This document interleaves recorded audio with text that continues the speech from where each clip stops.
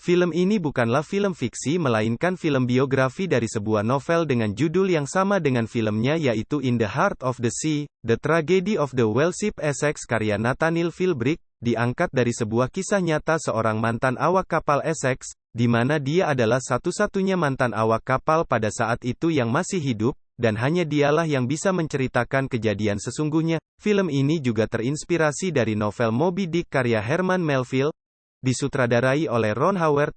Film ini dibintangi oleh beberapa artis Hollywood terkenal seperti Chris Hemsworth sebagai Owen Chase, Tom Holland sebagai Thomas Nickerson, Cillian Murphy sebagai Matthew Joy, Benjamin Walker sebagai Kapten George Pollard, Brendan Gleeson sebagai Thomas Nickerson, Ben Whishaw sebagai Herman Melville, Michelle Fairley sebagai Nyonya Nickerson, dan Charlotte Riley sebagai Peggy istri dari Owen Chase. Diawali dari kisah seorang mantan kru kapal Essex bernama Thomas Nickerson di Pulau Nantucket, Massachusetts pada tahun 1850, menceritakan kisahnya pada seorang novelis bernama Herman Melville, di mana pada saat pertemuan di awal scan ini, Thomas Nickerson sempat menolak kedatangan sang novelis tersebut, namun setelah mendapatkan tekanan dari sang istri, Thomas Nickerson akhirnya mau menceritakan kisahnya. Thomas menceritakan bahwa cerita ini mengenai dua orang pria yang mengkomando para awak kapal Essex dalam pelayaran memburu paus untuk diambil minyaknya. Dua orang komando tersebut ialah sang kapten dan mualim pertamanya. Setting pun bergulir ke 30 tahun sebelumnya, tepatnya tahun 1820, di mana tahun tersebut belum ada penemuan minyak bumi di Amerika. Penggunaan minyak pada saat itu masih berfokus pada hasil perburuan ikan paus. Kru kapal Essex sudah bersiap berburu menuju lautan. Di sini kita akan diperlihatkan hubungan sang kapten dengan mualim pertamanya tidaklah berjalan mulus.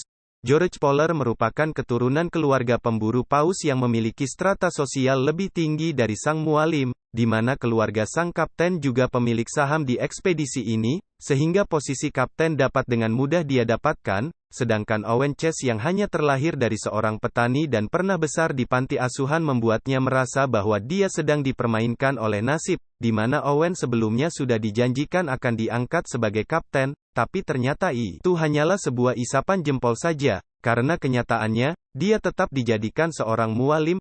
Owen juga sempat menolak jika yang dijadikan kapten adalah seseorang yang minim akan pengalaman berlayar dan hanya mengandalkan nama besar keluarganya. Perbedaan latar belakang membuat gaya kepemimpinan mereka sangat bertolak belakang.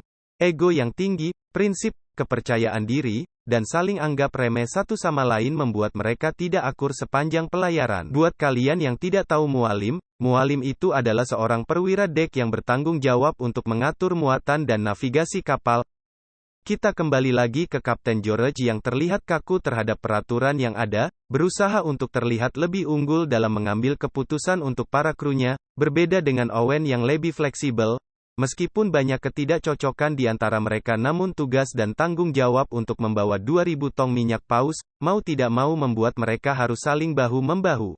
Di awal perburuan pertama semua berjalan baik walaupun itu tidaklah terlihat mudah pastinya, dan kita akan diperlihatkan Thomas yang masih berusia 14 tahun sebagai awak kabin paling muda dan baru pertama kali ke laut. Karena dia yang termuda dan ukuran tubuhnya yang kecil, Thomas ditugaskan untuk masuk ke dalam perut ikan paus untuk mengambil sisa minyak yang sulit dijangkau oleh orang dewasa lainnya. Setelah hampir 1 tahun mengarungi lautan dan menuju Laut Pasifik dengan harapan mendapatkan perburuan yang lebih baik, namun hasilnya tetap saja tidak ada perubahan. Sepanjang perjalanan yang terlihat hanyalah air laut tanpa ada paus di sekitarnya, persediaan makanan semakin menipis.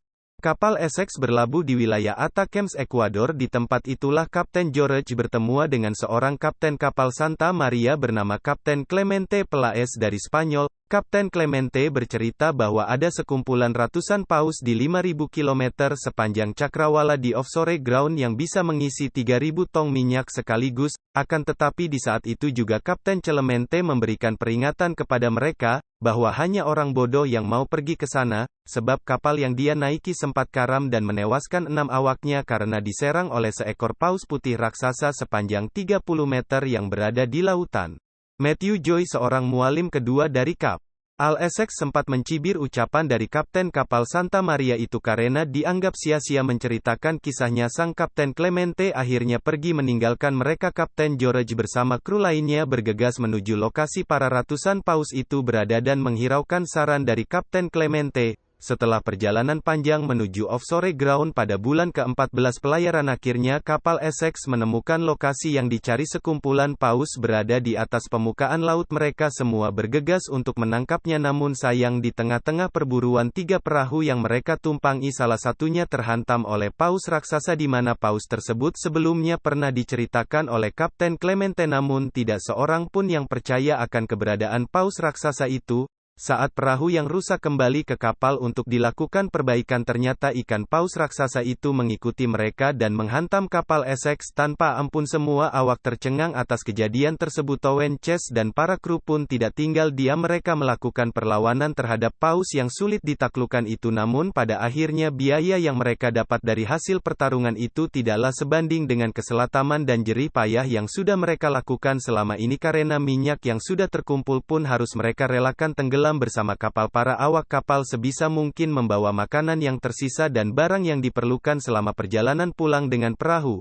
Setelah kejadian itu terjadilah perpecahan antar awak di mana Mervyn Henry yang merupakan sepupu dari Kapten George merasa tertekan dengan situasi yang ada. Dari sini kita akan diceritakan tentang perjuangan para awak kapal yang berusaha untuk bertahan hidup di atas perahu menerjang badai dan kurangnya perbekalan makanan, ditambah lagi paus yang selama ini dikira sudah pergi justru mengikuti mereka seperti memiliki dendam kesumat. Bahkan paus itu semakin memperburuk keadaan mereka. Harapan muncul saat mereka menemukan sebuah daratan, namun sayang pulau itu adalah Pulau Duchy yang tidak berpenghuni dan terdapat banyak bangkai manusia yang sudah lama mati di sana. Setelah menyadari bahwa tidak ada harapan di pulau itu, George beserta Owen dan kru kapal lainnya bergegas untuk meninggalkan pulau tersebut dan kembali berlayar ke lautan. Tapi ada beberapa orang yang memilih untuk tetap tinggal di pulau itu. Salah satunya adalah mualim kedua, yaitu Matthew Joy. Dia memilih tinggal karena dia tahu bahwa dirinya sudah tidak sanggup lagi untuk berlayar, mengingat dia sudah sekarat akibat kecelakaan badai sebelumnya. Owen berjanji pada Matthew jika sudah berhasil pulang dia akan kembali ke pulau ini untuk menjemput Matthew. Matthew adalah teman kecil Owen. Owen juga sadar bahwa sahabatnya tidak akan mungkin bisa bertahan lama lagi, mengingat tidak adanya ketersediaan medis dan makanan untuk menyembuhkan lukanya. Perahu pun berlayar, namun 3 perahu yang digunakan para awak pun terpisah terbawa arus laut yang entah kemana. Skene kembali ke Thomas Nickerson yang sudah tua, memberitahukan situasi pada saat itu. Orang-orang mulai kehilangan akal sehatnya akibat terlalu lama terapung di lautan tanpa perbekalan yang cukup. Mereka semua melakukan apapun untuk bertahan hidup, bahkan mau tidak mau mereka akhirnya melakukan suatu perbuatan terkutuk, yaitu kanibalisme yang dilakukan secara diundi maupun kru yang sudah mati karena menyerah dengan keadaan. Mereka memisahkan kaki dan tangannya, membelah tubuhnya dan memakan jantungnya pertama kali. Setelah sekian lama terombang-ambing, akhirnya Kapten George dan Owen bertemu kembali, namun sayang satu kapal lagi tidak kunjung terlihat. Di saat itu juga paus yang selama ini mengikuti para awak kapal, mencoba memberikan peringatan terakhir. Di sana terlihat Kapten George dan Owen masih ingin melakukan pertarungan. Namun setelah Owen melihat dari dekat seekor paus itu, nampak jelas bahwa tubuh paus itu penuh dengan goresan luka, seolah-olah paus itu mencoba untuk memberitahukan bahwa tidak hanya mereka yang menderita melainkan para paus pun menderita akibat ulah para manusia yang serakah. Dari situ Owen tersadar dan menahan serangannya. Setelah kejadian itu perahu yang ditumpangi oleh Kapten George dan Owen terpisah kembali karena arus yang membawanya.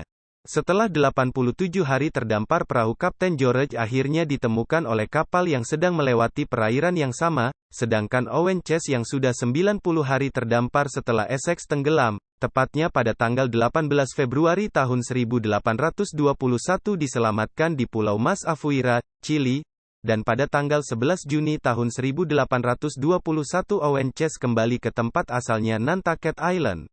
Sekembalinya Owen dari tragedi itu, membuatnya harus berurusan kembali dengan pihak kantor maritim. Di sana Owen mendapatkan tekanan oleh para pihak tertinggi untuk tidak berkata jujur kepada investor atas peristiwa yang sebenarnya dialami oleh kapal dan para kru Essex. Tentu saja Owen menolak dan menegaskan kepada George untuk tidak melakukan apa yang diinginkan para pimpinan tersebut, karena hal itu sama saja George tidak menghargai pengorbanan para awak lainnya yang bersedia mati hanya untuk mereka yang hidup bisa bertahan di lautan lepas. Dan pada akhir persidangan, George mengungkapkan pernyataan sejujurnya di depan para orang-orang penting di Nantucket. Setelah itu Kapten George kembali berlayar ke lautan untuk menemukan paus putih yang dahulu pernah menghantam kapalnya, namun pencarian itu sia-sia karena Kapten George tidak pernah lagi menemukannya. Sedangkan Owen menepati janjinya, dia mengirimkan kapal kembali ke Pulau Duchy untuk menjemput mantan kru Essex yang tentu saja Matthew Joy teman kecil Owen sudah meninggal dan tersisa 3 orang lainnya yang luar biasa mampu bertahan hidup dengan keterbatasan yang ada. Setelahnya Owen dan keluarganya berpindah ke New Bedford dan menjadi kapten kapal dagang yang berlayar sesuai aturannya.